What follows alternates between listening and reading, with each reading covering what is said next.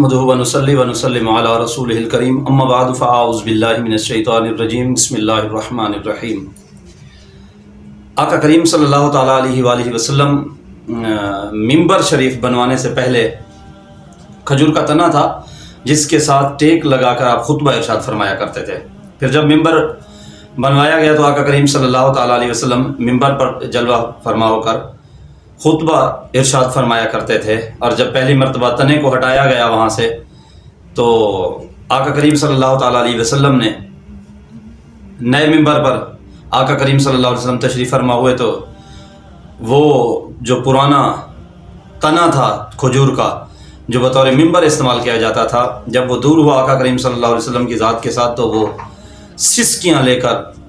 رو رہا تھا، اور اس کی سسکیاں صحابہ کرام علیہم رضوان نے بھی سنی تھیں۔ آقا کریم صلی اللہ تعالیٰ علیہ وسلم نے جب اس کا یہ انداز دیکھا تو آقا کریم ممبر سے نیچے تشریف لے آئے اور اس تنے کو سینے سے لگایا، اور پھر جا کر وہ تنا خاموش ہوا۔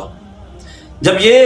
حدیث پاک امام حسن بصری رحمۃ اللہ تعالیٰ علیہ بیان فرماتے تو آپ خود بھی رو دیا کرتے تھے، اور فرمایا کرتے تھے کہ اگر ایک بے جان لکڑی کا تنا آقا کریم صلی اللہ تعالیٰ علیہ وسلم کے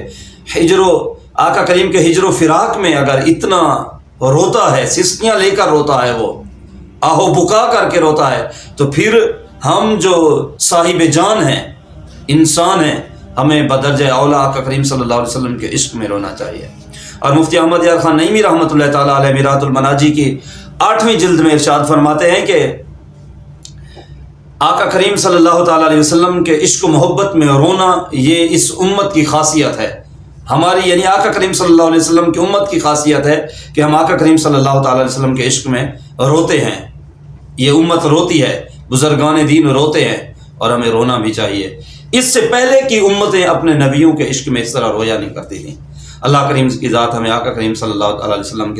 کی ذات کے ساتھ ویسی محبت نصیب فرمائے جیسی بے جان اس لکڑی کے تنے کے ساتھ جس اس کے سینے میں محبت ہے، اللہ کریم ہمارے سینے میں بھی وہ محبت رسول پیدا فرمائے۔ آمین ثم آمین۔